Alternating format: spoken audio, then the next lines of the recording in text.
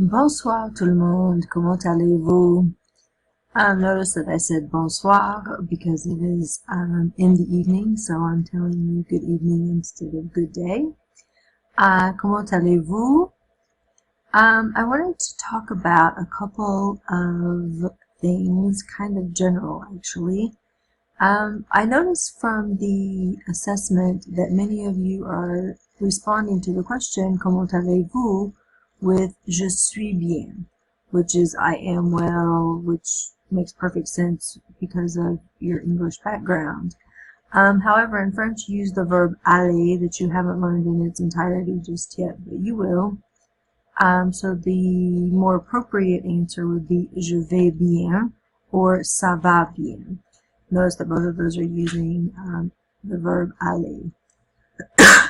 When you're talking about ages, you are not a certain number like it is in English. You don't say I am 20, but you have a certain number of years.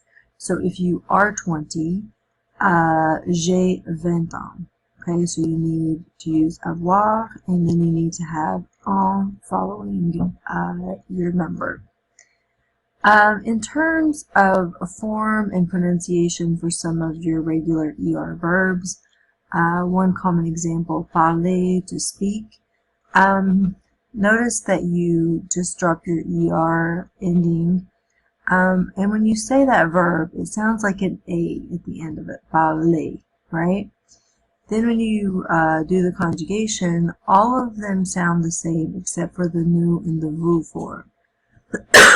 So you have je parle, tu parles. Okay, so that parle is sounding the same for both of those. Je parle, tu parles, il parle, il parle. Okay, those are spelled differently, but they all sound the same. So you don't have like a parle or whatever here. You don't hear the last of that. And then for your nous and your vous forms, they do change. You have nous parlons, vous parlez. Okay, so this actually sounds kind of like this one, right? So you do have a lot of similarities despite the spelling changes. Very often that's a frustration, but once you get used to how the sounds work, it becomes much easier. A few of the other ER verbs that you had were manger, which means to eat, right? Chanter, to sing, regarder, to look at or to watch, étudier, to study, voyager, to travel, danser, to dance, and so forth. Many of those are cognates, not necessarily in that list, but a lot of your ER verbs are. So they're pretty easy to pick up if you have studied a previous language, such as Latin, Spanish, Italian. That's going to help tremendously as well. One other pronunciation thing when you're talking about descriptions of yourself, if you have blonde hair, for example, so you would have j'ai, that sounds like just an A, j'ai les cheveux blancs, if you have blonde hair. I didn't put a color in there. And you want to be careful because you have cheveux, and you also have chevaux, which are horses. So you don't want to talk about having horses on your head. And then les yeux. So if you have brown eyes, j'ai les yeux marrons. Okay, I'm going to do that. J'ai les yeux marrons. And you notice that you do not have agreement with marron because with your colors that are also nouns, they don't take an S. It's just sort of a detail. So marron, a chestnut, and the color brown for your eyes. Something that's coming up in what I've been seeing in the discussion boards for this week for chapter 3 is you're talking about enjoying different activities and playing sports and things like that. So I did want to clarify, and I don't think they talk too much about this in your textbook. When you're using the verb jouer, you have jouer à and de.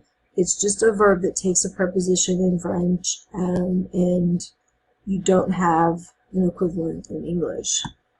And how you decide which one is you use a if you're talking about sports or games, and you use de if you're talking about musical instruments. So if you like to play tennis, j'aime jouer au tennis. If you like to play the piano, j'aime jouer du piano. Okay, so you would use de here. And you notice that you're having some contractions here. I produce, thank you word. Produce le is going to become o. Similarly, de produce le is going to become du. So those are just helpful, especially when we look at our next example. You can either say je joue au tennis or je fais du tennis. Both are options. With jouer you would use au, and with tennis you would use du because tennis is masculine. Okay, hopefully that makes a little bit of sense, but if not, send me an email and I'll be happy to elaborate. So how would you say, if you're talking about family members, so if you had my mom, what would you say? Alright, so my mom would be ma mère, right? And it doesn't matter if this mom is, if this is her son talking or her daughter talking. Because she is a female, it's always going to be ma. Okay, so it doesn't matter who possesses this person. Not that you can really possess your family members, but you know what I mean. Ma mère. Okay, so his dad. What would you say there? Okay, for that one, he's a guy, that is. So we're going to have son père. Okay. So you use son sase for his or hers. Our cousins, right? So then you're going to go to a different form. This one is plural, so we're going to have nos cousins, right? Your brother, if you're being familiar, so we're going to use the form of tu. So we're going to use ton, ta, or te. So your brother, because he's a guy, we're going to use, you got it, ton frère.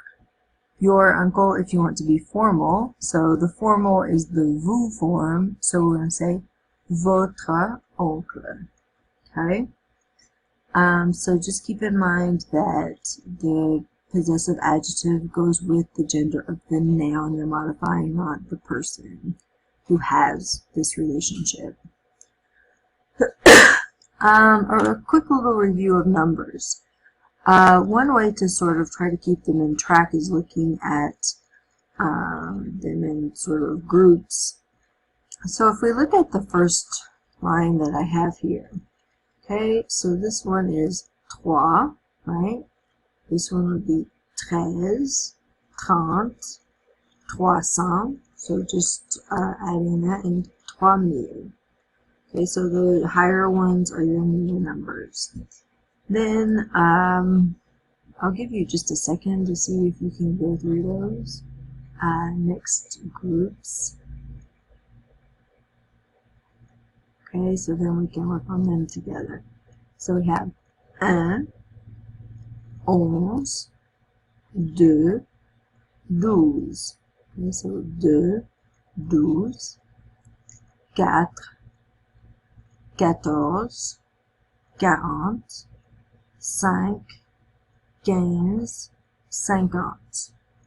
Okay, so we 40, 50. Okay. 6, 16, 60.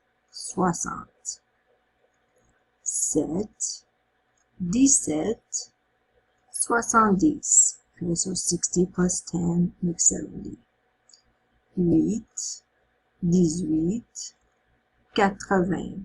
Okay, so 4 20s do in fact make 80.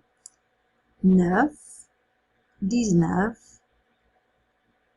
pause. 90. 4 20s and a 10 do in fact make 90.